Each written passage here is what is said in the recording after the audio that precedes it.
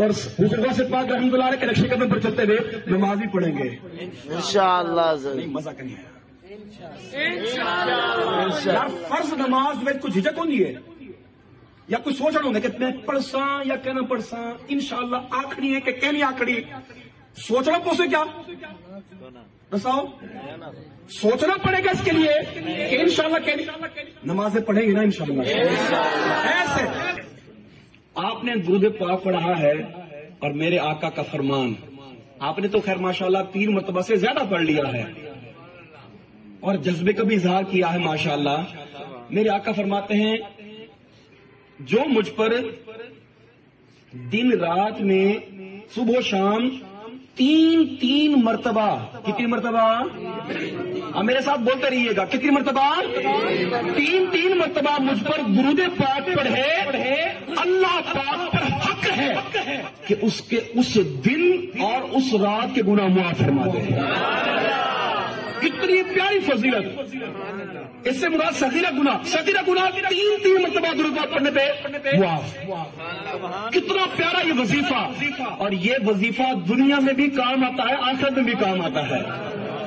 میرے آقا صلی اللہ علیہ وسلم کو فرمانے والی شان حدیث پاک ہے طویل حدیث پاک ہے اور میں اس کو اسی انداز میں بیان کروں گا کہ میرے آقا علیہ السلام فرماتے ہیں میدان محشر ہوگا نفسی کا عالم ہوگا لوگوں کا حساب کتاب جاری ہوگا میری امت کے جو اعمال ہیں وہ تولے جا رہے ہوں گے. ایک امتی میرا ہوگا جس کے اعمال تولے گئے نیکیاں کم گناہ زیادہ ہو گئے.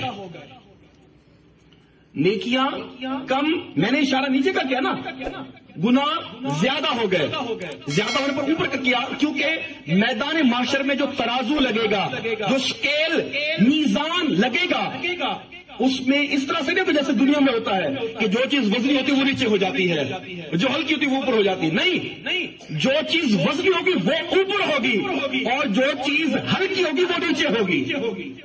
الٹ ہوگا جیسے دنیا میں نا یہ الٹ ہے وہاں پر صحیح ہوگا ہے نا. تو وہاں پر نیکی اس کی کم پڑ گئی گناہ زیادہ ہو گئے حکم ہوگا جہنم کی طرف لے جاؤ. جہنم میں فرشتے لے کر جا رہے ہوں گے. میرے آقا علیہ السلام فرماتے ہیں حضرت آدم ابو البشر علیہ السلام وہ اپنی مسند پر اپنی کرسی پر وہ جلوہ فرما ہوں گے یہ سارے معاملات دیکھ رہے ہوں گے اور جب دیکھیں گے نا کہ یہ امتی جہنم کی طرف جا رہا ہے فرشتے اس کو پکڑ کر جہنم کی طرف لے کر جا رہے ہیں وہ کیا کہتے ہیں میرے آقا فرماتے ہیں ابو البشر حضرت آدم علیہ السلام مجھے پکاریں گے اے میرے بیٹے اے محمد دیکھو تمہارے امتی کو فرشتے جہنم کی طرف لے کر جا رہے ہیں. میرے آقا فرماتے ہیں میں دوڑ کر اپنے اس امتی کے پاس جاؤں گا فرشتوں کو روکوں گا اے فرشتوں کہاں لے کر جا رہے ہو اے فرشتوں کیوں اس کو جہنم کی طرف لے کر جا رہے ہو. عرض کریں گے یا رسول اللہ صلی اللہ علیہ وسلم اللہ تعالیٰ کا حکم ہے نیکیاں کم پڑ گئی ہیں گناہ زیادہ ہو گئے ہیں لہٰذا اس کے فیصلہ یہی ہوا کہ جہنم میں ڈال دیا جائے. میرے آقا فرماتے ہیں میں کہوں گا اے فرشتوں دوبارہ میزان عمل پر اس کو لے آؤ دوبارہ اس کی نیکیاں اس کے گناہ دوبارہ تولو دوبارہ اس کے اعمال کا وزن کرو. عرض کریں گے یا رسول اللہ حکم ہو چکا ہے ہم کیسے حکم عدولی کر سکتے ہیں. علیہا ملائکۃ غلاظ لا یعصون اللہ ما امرہم غلاظ شداد لا یعصون اللہ ما امرہم ویفعلون ما یؤمرون. قرآن پاک فرمایا گیا کہ اس جہنم پر جو مقرر فرشتے ہوئے وہ سخت بھی ہوں گے اور شدید بھی ہوں گے شدت والے بھی ہوں گے اور وہ ایسے ہوں گے لا یعصون اللہ ما امرہم جو اللہ نے حکم دیا اس کی وہ نافرمانی نہیں کرتے ویفعلون ما یؤمرون جو حکم دیا وہی کرتے ہیں وہی کچھ کرتے ہیں. اور فرشتوں کی خاصیت ہے کہ وہ گناہ سے پاک ہیں معصوم ہیں گناہوں سے وہ معصوم ہیں. گناہوں سے معصوم صرف دو قسم کی ہستیاں ہیں ایک انبیاء کرام اور دوسرے فرشتے بس. گناہوں سے معصوم شرعی طور پر اور کوئی نہیں ہوتا گناہوں سے معصوم اور کوئی نہیں ہوتا جو نبی نہیں ہے فرشتہ نہیں ہے وہ معصوم نہیں ہے. اچھا اب فرشتے عرض کریں گے یا رسول اللہ ہم اللہ پاک کے حکم کے فرما بردار ہیں نافرمانی کر نہیں سکتے اور رب تعالیٰ کا حکم ہو گیا کہ جہنم میں ڈال دو. میرے آقا فرماتے ہیں میں رب کریم کی بارگاہ میں عرض کروں گا، سجدہ کروں گا، یا اللہ تو نے ارشاد فرمایا تھا، تو نے وعدہ کیا تھا، وَلَسَوْفَ يُعْطِيكَ رَبُّكَ فَتَرْضَىٰ، اے محبوب تجھے اتنا عطا کروں گا، اتنا دوں گا کہ تو راضی ہو جائے گا، جب تک تیری رضا پوری نہیں ہوگی میں تجھ کو عطا کرتا رہوں گا۔ یا اللہ اب وعدہ پورا کرنے کا وقت آ گیا ہے، یا اللہ یہ وقت ہے، ان فرشتوں کو کہا جائے کہ یہ میری بات مانے۔ رب کریم کا حکم ہے، فرشتوں دیکھ کیا رہے ہو، جیسا میرا محبوب کہتا جائے ویسے کرتے جاؤ۔ سرکار فرمائیں گے چلو میزان پر دوبارہ لے چلو، دوبارہ لے کر آئیں گے، میزان پر دوبارہ اعمال تولے جائیں گے۔ اب اعمال کا وزن ہوا ویسے ہی ہوا، نیکیاں کم گناہ زیادہ ہو گئے، گناہوں کا پلڑا بھاری ہو گیا، اوپر ہو گیا۔ میرے آقا کیا فرماتے ہیں، میں اپنی جیب سے ایک چھوٹا سا نورانی پرچہ نکال کر اس کی نیکیوں کے پلڑے میں رکھ دوں گا۔ وہ چھوٹا سا پرچہ ہوگا جس کی وجہ سے نیکیوں کا پلڑا وسطی ہو جائے گا، اوپر ہو جائے گا، گناہوں کا پلڑا ہلکا ہو جائے گا۔ ندا ہوگی سبحان اللہ ماشاء اللہ، یہ کیا اس کو کرم ملا ہے، کیا اس پر کرم ہوا ہے کہ بگڑی بن گئی ہے، جہنم کی طرف جا رہا تھا جنت کا حقدار ہو گیا ہے۔ وہ عرض کرے گا بڑے سونے چہرے والے ہیں آپ، من موہنی صورت والے ہیں آپ نے مجھ پر اتنا کرم کیا، اور ایسے مشکل وقت میں ان کے سوا رضا کوئی حامی نہیں، جہاں گزرا کرے پسر پہ پدر کو خبر نہ ہو، جہاں پر باپ جہاں بیٹے کو بھولے لطف وہاں فرماتے یہ ہے، ماں جب اکلوتے کو چھوڑے آ کہہ کر بلاتے یہ ہے، تو ان کے سوا رضا کوئی حامی نہیں، جہاں گزرا کرے پسر پہ، پسر کہتے ہیں بیٹے کو، پدر کہتے ہیں باپ کو، گزرا کیسے کرے پسر پہ، پدر کو خبر نہ ہو کہ بیٹے کے پاس سے ہو کر بھی جا رہا ہے، پھر بھی باپ کو پتہ ہی نہیں چل رہا۔ اور یہ میں آپ ہی میری بات نہیں، آنا ہر کی بات نہیں، یہ قرآن کا فیصلہ ہے۔ یوم یفر المرء من اخیہ، وہ دن قیامت کا دن ایسا دن ہوگا کہ آدمی اپنے بھائی کو چھوڑ دے گا، وامہ وابیہ، ماں باپ کو سے بھاگے گا، وصاحبتہ وبنیہ، نہ زوجہ نہ گھر والی یاد آئے گی، نہ بچے یاد آئیں گے، لکل امرئ منہم یومئذ شأن یغنیہ، اس دن ہر ایک کو اپنی ایسی پڑی ہوگی دوسرے سے بے پرواہ ہو جائے گا، دوسرے کو بھول جائے گا، اور وہاں پر کوئی کام نہیں آئے گا۔ میرے ہاں کام آئیں گے، یہ نہیں کہ کام نہیں آئے گا، میرے آقا تو کام آئیں گے ہی آئیں گے، اور سب کے کام آئیں گے، سب کی بگڑی بنانے والی ذات میرے آقا کی ہے، لیکن وہاں پر اور بھی کام آنے والے ہیں۔ قرآن میں فرمایا گیا الاخلاء، خلیل کی جمع ہے اخلاء، خلیل کہتے ہیں گہرے دوست کو، پکے دوست کو۔ الاخلاء یومئذ بعضهم لبعض عدو، اس دن جو گہرے دوست ہو گئے دنیا میں وہ بھی ایک دوسرے کے دشمن بن جائیں گے، لیکن فرمایا الا المتقین، سوائے تقوی والوں کے۔ چنگیاں لالو یاریاں یہ دنیا میں بھی کام آئیں گے، آخرت میں بھی کام آئیں گے۔ ہماری نسبت کس سے ہے؟ اپنے پیر صاحب سے، پیر صاحب کے ذریعے غوث پاک سے، اور غوث پاک کے ذریعے سے سرکار علیہ السلام تک ہماری نسبت جاتی ہے، تو ان کا دامن کرم ہم نے تھام لیا، انشاءاللہ یہ سرکار کے پیچھے ہم ان کے پیچھے جنت میں جائیں گے۔ باغ جنت میں محمد مسکراتے جائیں گے، پھول رحمت کے جھڑیں گے ہم اٹھاتے جائیں گے، خلد میں ہوگا ہمارا داخلہ اس شان سے، یا رسول اللہ کا نعرہ لگاتے جائیں گے انشاءاللہ عز و جل۔ تو وہاں پر اور کسی نے کام نہیں آنا، اچھوں نے کام آنا ہے، میرے سرکار نے کام آنا ہے صلی اللہ علیہ وسلم۔ تو سرکار کی بارگاہ میں عرض کرے گا یا رسول اللہ ایسا مشکل وقت ہے جہاں پر میرے کوئی کام نہیں آیا، کسی نے ایک نیکی نہیں دی، سب اپنی اپنی میں پڑے ہوئے ہیں، آپ کون ہیں جس نے میری اس وقت میں مدد کی ہے؟ اپنا تعارف کروا دیجئے، پہچان ہی رہا۔ سرکار فرمائیں گے ارے تو مجھے پہچانتا نہیں ہے؟ جس کا تو کلمہ پڑھتا تھا میں وہی تو ہوں۔ ارے جن پر تو جھوم کر عشق مصطفیٰ میں ڈوب کر، عشق مستی میں ڈوب کر تو درود پاک پڑھا کرتا تھا، میں وہی تیرا نبی تو ہوں۔ قدموں میں گرے گا، عرض کرے گا یا یہ تو بتا دیجئے کہ یہ جو پرچی آپ نے ڈالی یہ کیا چیز تھی؟ سرکار فرماتے ہیں ایک مرتبہ تو نے بالکل الگ رہ کر ایسے موقع پر فرشتے کبھی بھی غافل نہیں ہوتے، فرشتے کبھی بھی غافل ہے، لیکن رب کریم کی حکمت کہ ان فرشتے نے اس کو لکھا نہیں، نامہ عمل میں ڈالا نہیں۔ سرکار فرماتے ہیں کہ تو نے ایک مرتبہ درود پاک پڑھا تھا، میں نے اس کو اس وقت کے لیے سنبھال کر رکھ لیا تھا۔ دیکھیں ہم نے سرکار کو یاد کیا تو سرکار ہمیں بھی یاد فرمائیں گے۔ جو نہ بھولا ہم غریبوں کو رضا، یاد اس کی اپنی عادت کیجیے۔ تو سرکار فرماتے ہیں تیرا یہ درود تھا جو تو نے مجھ پر پڑھا تھا، میں نے اس کو آج کے دن کے لیے تیرے لیے سنبھال کر رکھا تھا۔ تو اب بتائیں درود پاک سے کتنی برکتیں حاصل ہوتی ہیں، دنیا میں بھی آخرت میں بھی۔ دنیا بھی سنورتی ہے، آخرت بھی سنورتی ہے۔ میرے آقا علیہ السلام فرماتے ہیں جس نے مجھ پر ایک دن میں 50 کتنی مرتبہ 50 مرتبہ، یہ بات مشہور معروف حدیث پاک ہے، 50 مرتبہ درود پاک پڑھا، کل قیامت کا دن ہوگا میں اس سے مصافحہ کروں گا۔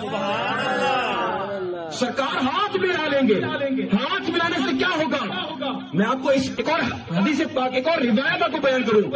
حضرت انس بن مالک خاتم رسول جنہوں نے 10 سال تک سرکار کی خدمت کی، 10 سال تک سرکار علیہ السلام کے ساتھ رہے، انہوں نے گھر میں دعوت کی، صحابہ کرام دیگر اپنے رفقا کی، صحابہ کرام اس میں شامل تھے، اور انہوں نے دسترخوان بچھایا، کھانا کھایا، کھانا کھانے کے بعد دسترخوان ہو گیا میلا، اس پر کچھ میل کچھ ہے، کھانے وغیرہ کے ذرات وغیرہ لگ گئے، تو اب اس کو صاف کرنا تھا۔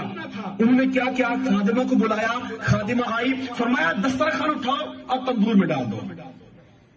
تندور میں آگ جل رہی ہے۔ اے انس یہ تو نے کیا کیا؟ تو نے دسترخوان ضائع کر دیا، دھو لیتے اس کو، تم نے آگ میں ڈال دیا، جلا دیا اس کو، یہ کیا کہ تمہیں؟ آپ کچھ بولے نہیں، آپ گئے اور جا کر تندور کے اندر سے وہی دسترخوان نکال لیا۔ آگ جل رہی ہے، جلتی آگ میں ڈالا گیا ہے، اور وہ تم پھر نکال رہے ہو، اور جب نکالا ہے تو کیسا ہو چکا تھا کہ ذرہ برابر اس پر میل باقی نہیں تھی، اور اس کا ذرہ برابر جلا نہیں تھا۔ کپڑے کا ذرہ جلا نہیں ہے اور میل کا ذرہ باقی نہیں ہے، یعنی کہ آگ نے اس میل کو جلا ڈالا ہے، کپڑے کو کچھ بھی نقصان نہیں پہنچایا۔ انس یہ کیا بات ہے؟ آگ تو جلاتی ہے، آگ کا کام جلانا ہے، جو چیز اس میں جائے جل جاتی ہے، اس نے آگ نے اس کپڑے کو کیوں نہیں جلایا؟ انس بن مالک رضی اللہ تعالیٰ عنہ اپنا عقیدہ گویا کہ بیان کرتے ہیں، یہ نسبت کی بہاریں ہیں۔ کیا بیان کرتے ہیں؟ یہ نسبت کی برکتیں ہیں کہ میرے اس کپڑے کو، اس دسترخوان کو میرے آقا سے نسبت ہو گئی ہے۔ وہ نسبت یوں ہوئی ہے، ایک مرتبہ سرکار علیہ السلام نے اسی دسترخوان پر کھانا تناول فرمایا، کھانا تناول فرمانے کے بعد آپ نے اسی دسترخوان سے اپنے ہاتھ صاف کیے تھے، اپنے ہاتھ، جب سے سرکار نے اس سے اپنے ہاتھ صاف کیے ہیں نا، میں نے کبھی اس کو پانی سے دھویا ہی نہیں ہے۔ جب بھی دھونے کی ضرورت پڑتی ہے، جب بھی دھونے کی ضرورت پڑتی ہے، اس کو آگ میں ڈال دیتا ہوں، آگ اس کو کچھ نہیں کہتی، اس کے میل کو چاہے کو صاف کر دیتی ہے۔ سردی ڈھیر لگی بیٹھی میں لکھا ہے میں تھوڑا سا جوش اور جذبے نال، عشق رسول نال آکو چاہ سبحان اللہ۔ گرمی پیدا ہوئی، گرمی پیدا ہوئی نا، تھوڑی سی ایک تھوڑی سی لہر آئی نا گرمی کی، ایسے پھر کہہ دیجئے سبحان اللہ۔ آپ کہتے رہیں گے آپ کی یہ سردی دور ہوتی رہے گی انشاءاللہ، یہ جمود، یہ ٹھنڈا پن ختم ہوتا رہے گا انشاءاللہ۔ لیکن میں نے بھی چادر اتار لی ہے نا، سرکار کا کرم ہے کہ سرکار کے ذکر کی برکت سے عشق رسول کی گرمی پیدا ہو جاتی ہے۔ تو انس بن مالک رضی اللہ تعالیٰ نے کیا کیا؟ جلتے تندور میں ڈالا اور بتایا یہ کہ جس چیز سے میرے آقا کے ہاتھ مس ہو جائے اس کو دنیا کی آگ جلاتی نہیں ہے۔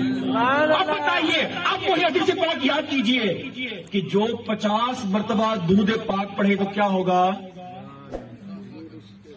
آپ بولے نا، حضور یا تو یاد نہیں ہے یا پھر مسافہ سرکار کیا کریں گے؟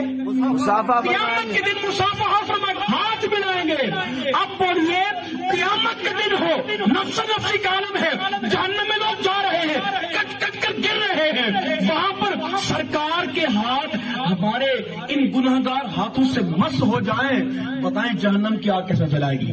اللہ، ہاں جہنم کی آگ نہیں جلائے گی، انشاءاللہ سیدھے جنت میں جائیں گے انشاءاللہ۔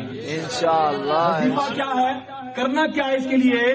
50 بار درود، 50 مرتبہ درود پاک پڑھنا ہے۔ کیا کرنا ہے؟ 50 بار درود روزانہ یہ 50 مرتبہ حد نہیں ہے، 50 مرتبہ پڑھیں، اس سے زیادہ پڑھیں۔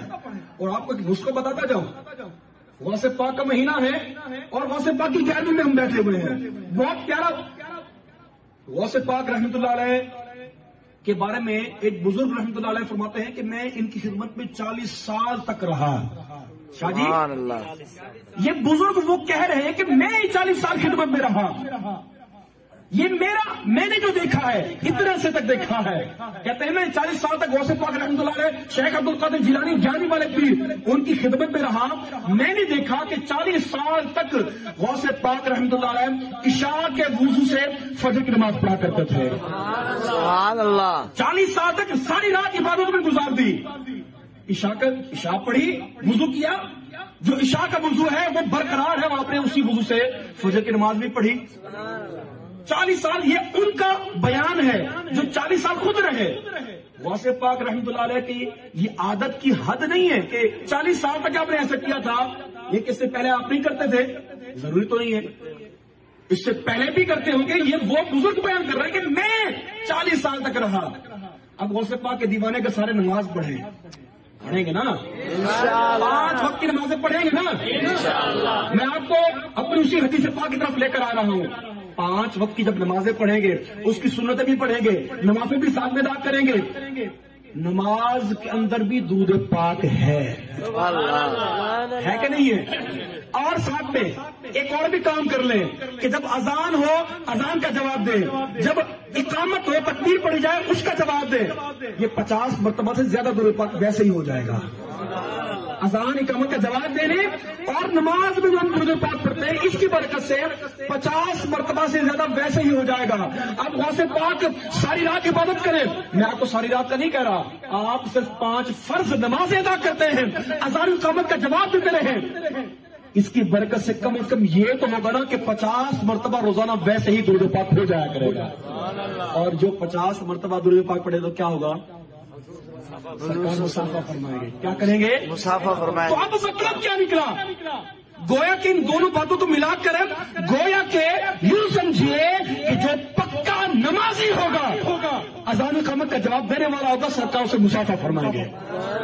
بے شک، تو پڑھیں گے نا انشاءاللہ۔ آپ درود پاک بھی پڑھنا ہے، نماز بھی پڑھنی ہے۔ ارے ہم میلاد منانے والے ہیں اور سرکار کا میلاد، سرکار کی میلاد کی خوشی میں نمازیں بھی پڑھتے ہیں۔ ہم 11ویں منانے والے ہیں، 11ویں میں بیٹھے ہوئے ہیں اور حضرت سے پاک رحمۃ اللہ علیہ کے نقش قدم پر چلتے ہوئے نماز بھی پڑھیں گے انشاءاللہ ضرور۔ مزہ کریے یار، فرض نماز میں کچھ جھجک ہوگی ہے یا کچھ سوچ رہا ہوں کہ میں پڑھساں یا کہنا پڑھساں، انشاءاللہ آخری ہے کہ کہنی آخری، سوچ رہا پوسے کیا بتاؤ، سوچنا پڑے گا اس کے لیے کہ انشاءاللہ کہنی نمازیں پڑھیں گے نا انشاءاللہ۔ ایسے تھوڑا اور جوش کے ساتھ کہیں، میں تو یہ کہتا ہوں کہ اگر شیطان باہر کسی گلی میں کسی کونے پر کھڑا ہوا ہو تو وہاں تک اس کو آواز جائے، وہ وہاں سے بھی دفاع ہو جائے کہ سرکار کے دیوانے سارے نماز کی نیت کر رہے ہیں۔ نماز پڑھیں گے انشاءاللہ، انشاءاللہ 5 وقت کی نمازیں 5 جماعت پڑھا کریں گے انشاءاللہ۔ اللہ نے چاہا تو انشاءاللہ ضرور پڑھیں گے، اپنی نیت میں ہونی چاہیے۔ تو ایک مرتبہ بآواز بلند درود پاک پڑھ لیجیے۔ اللہم صلی علی سیدنا محمد معدن الجود والکرم وآلہ وبارک وسلم صلاۃ و سلام علیک یا سیدی یا رسول اللہ۔ وقت کم رہ گیا ہے، میں اپنی بات کو سمیٹنے کی کوشش کروں گا انشاءاللہ عز و جل، کیونکہ ظاہر بات ہے سردی بھی ہے اور صبح نماز بھی پڑھنی ہے۔ پڑھیں گے نا انشاءاللہ؟ انشاءاللہ یہ خوشی مجھے ہو رہی ہے الحمدللہ کہ آپ سب نیت کر کے بیٹھے ہوئے انشاءاللہ فجر کی نماز بھی با جماعت پڑھیں گے انشاءاللہ انشاءاللہ.